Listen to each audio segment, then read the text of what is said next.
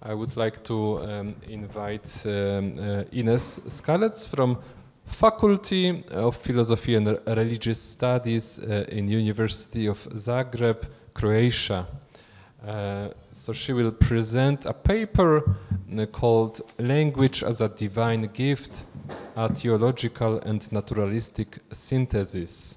Thank you very much. I hope that you can hear me also online. I am glad that I'm in this session of Wittgenstein's talk. My topic is not mainly connected to Wittgenstein's philosophy, but also I use one part of his argumentation about language acquisition. So I would like to argue that in the context of naturalism and theism, that even if we accept naturalism regarding the creation of spoken language, then in that case, the language of thought, which precedes spoken language, could still have a divine origin. So, this is one topic that I want to deal with. So I wanted to divide this whole approach to language to those two things. One is the language of thought, and the other one is spoken language. So the structure of this talk will be that I will just say a few things about the origin of language from the theological perspective, from the early philosophical perspective, and from theory of evolution and contemporary linguistics. And then I will present one argument about language acquisition, firstly in Augustine's philosophy, then later Wittgenstein's critiques of this Augustine's approach, and then Fodor's critiques to Wittgenstein.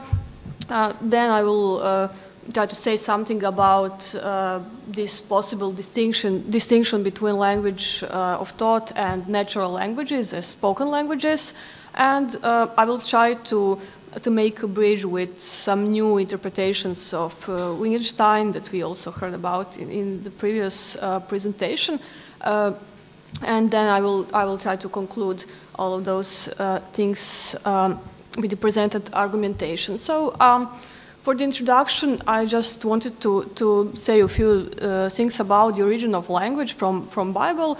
As we know that from the book of Genesis, after God created Adam, he gave him the authority to name every being that was in the Garden of Eden. So, the God was the creator of language, but then after this, Adam was one who was responsible to name every being in the world. So, also in the Bible, we have this argument about the origin of language diversity.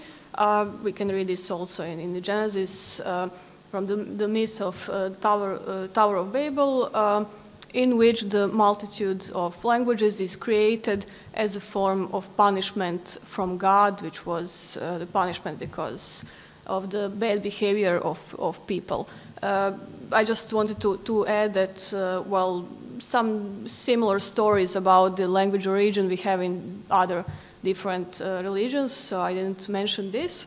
And also this topic of the origin of language was very popular during the philosophy of language, but then in the 19th century, this topic was forbidden by the French Society of Linguistics, because they just think that it was necessary to deal with some other topics of language and not language origins. So from one period of time, this topic was just banned to discuss.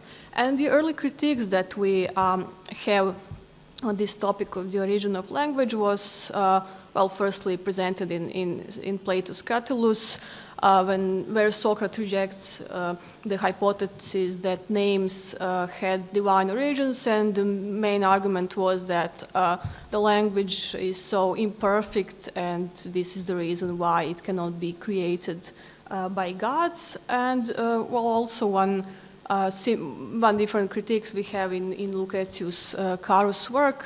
He said that to think that one individual created language and then distributed names to things, and that other humans learn those words is absurd, because why one person will be able to do this and the other people didn't, and why they just had to use the words that somebody else created. So this was this early argument, and well, the similar argumentations for both those critiques we have in some more contemporary writings, for example, from Herder and from Condillac. And now I will move on to the argument about the evolution of language presented by Darwin.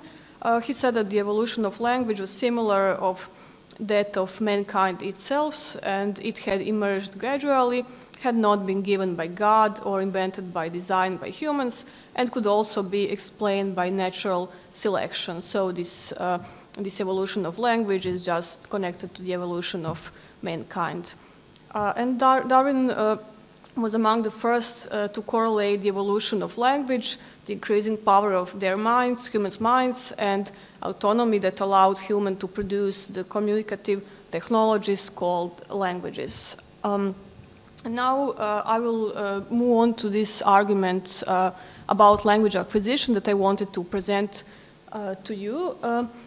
So here is one long quotation from Augustine, but I didn't want to read everything. I just wanted to put it here, to have it here. So in Confessions, where Augustine explained how he learned human language, he said that his elders just, well, they were talking about something, and then he himself repeated the sounds that were already stored in his memory by the mind, which God gave to him. And when his elders called some things by name and pointed it out while they spoke, he saw it and realized that the things they wish to indicate was calling by the name they then uttered. So this was the way of learning language acquisition that Augustine presented here. And he also said that it was that by frequently hearing words in different phrases, he gradually identified the objects which the words stood, and for forming his mouth to repeat those signs, he thereby was able to express his will. So this is one argument from his Confessions that is then cited by Wittgenstein in the beginning of the Philosophical Investigations. And Wittgenstein said, like a criticism of this Augustine's argument, and now I think we can say Augustine describes the learning of human language as if the child came into a foreign country and did not understand the language of the country, that is, as he already had a language, only not this one. Or again, as if the child could already think, only not yet speak. And think would here mean something like talk to himself. So this is a critics that Wittgenstein wrote about this Augustine's argument. Well, so after this, I found the same place in the Fodor's Language of Mind book when he tried to criticize Wittgenstein's critique of Augustine. So he said Wittgenstein apparently takes it that Augustine's view is transparently absurd, but Augustine was right, and seeing that he is preconditioned to any serious attempts to understand how first languages are learned. So as Fodor is well, very famous for his language of thought hypothesis, he is here in favor of Augustine's theory, and according to Fodor, language of thought is presumably innate. Now, after this, I just wanted to tell a few words about this conception of the distinction between natural languages and languages of thought, because as I think we have here is that Wittgenstein and Augustine are referring to different concepts of language, as Augustine discusses language in the context of divine communication and naming, while Wittgenstein focuses on language as a social activity governed by rules. And according to this language of thought hypothesis, it is still popular in some contexts now, but modern linguists doubt that the language of thought is structured just like spoken or sign language, and that it has this linearity. And this was the presupposition of Fodor.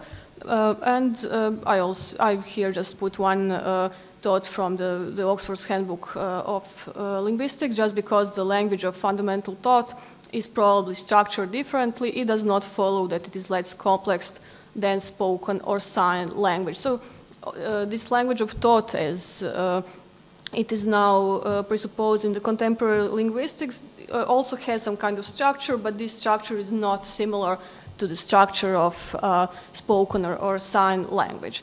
So what I wanted to ask after this is, what about this language of thought in Bible? Can we find some arguments for it in Bible? And can we maybe say that this first language that God spoke to Adam was the language of thought, or this was some first spoken language, as it is sometimes said it was Hebrew or some other language? So Augustine also did this kind of research for us in his book on the Holy Trinity, where he analyzed this question, and he tried to find some arguments in Bible why there is language of thought presented in the Bible. So again, I wouldn't read this whole long paragraph, but I just wanted to emphasize some things, because Augustine found some places in Book of Wisdom and in Gospels.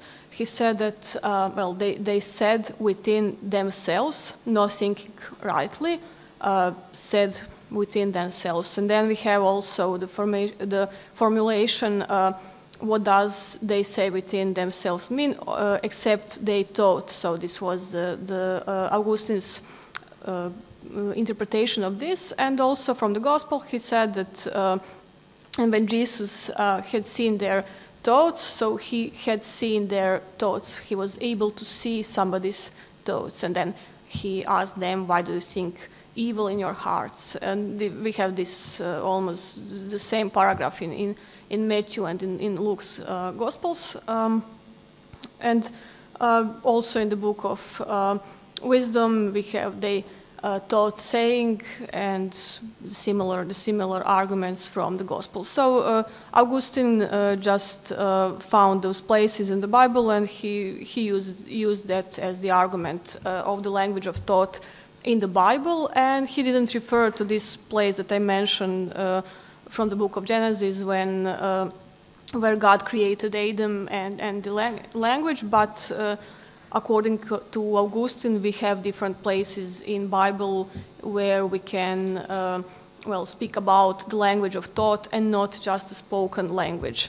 And now I wanted to include some new Wittgenstein's new interpretations of Wittgenstein.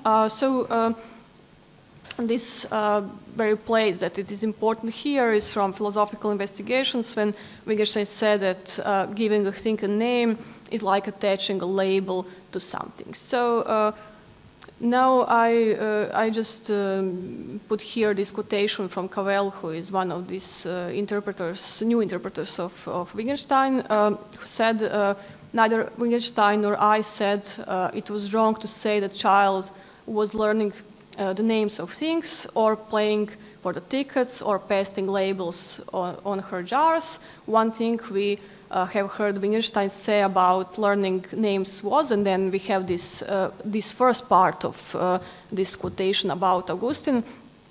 We also read this before, but I put this here again because Cracow here didn't use the whole citation that we have from Augustine, just the first part, because after this, as we saw earlier, Wittgenstein had just one or two sentences, and it was written, or again, as if the child could already think, only not yet speak, and think would here mean something like talk to himself. I just wanted to repeat this because I think that, well, Cracow didn't convince me entirely in his argumentation, but okay.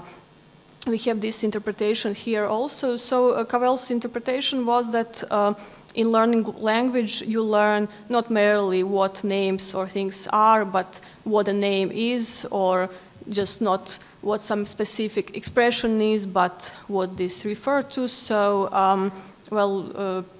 according to him, it's not so important. This critique, Wittgenstein's critique to Augustine, was not so much focused on just this concept of learning language, but to this concept of child's behavior as an adult. So Wittgenstein's critique to Augustine account does not necessarily imply that Wittgenstein fully rejects the idea that a child might already have some sort of the internal language. And main objection, Wittgenstein's main objection is against the notion of the child's approach to language as an adult or as a fully competent speaker, which would imply that they already possess a language in the complete sense. So according to this new reading of Wittgenstein, I think that even in Wittgenstein's later philosophy, we can allow the distinction between internal cognitive structures, which may be represented as a kind of language of thought, and natural language as a social practice. Wittgenstein, also I put here one reference to Cora Diamond from the same new Wittgenstein's interpretations. Wittgenstein, she commented this part of sensations argument. It was in context of possibility of private language. So she said that Wittgenstein's conclusion is not that there is no sensation, there are no sensations, but that our words for sensations do not have their meanings by connecting up with private objects.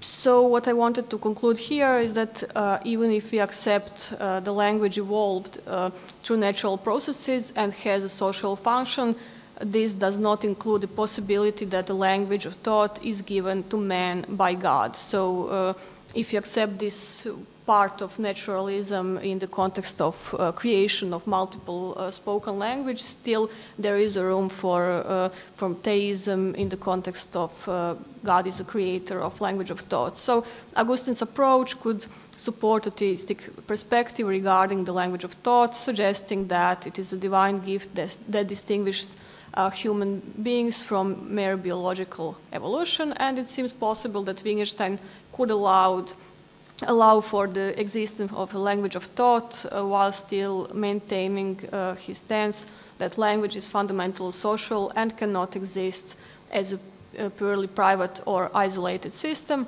And Wittgenstein's critiques of Augustine might also leave room to the idea that God could have given humans the capacity of a language of thought, while natural languages arise from the social interaction and shared practices. So this is in accordance with this new Wittgenstein's readings. And while the diversity of spoken languages may be seen as a natural outcome of human interaction or evolution of society, or as a consequence of human disobedience, as suggested by the myth of the Tower of Babel, the language of thought points to a deeper divine origin. And even if naturalism could explain the development of various spoken languages, the underlying cognitive capacity for thought could remain a gift from God, bridging the natural and divine in human experience.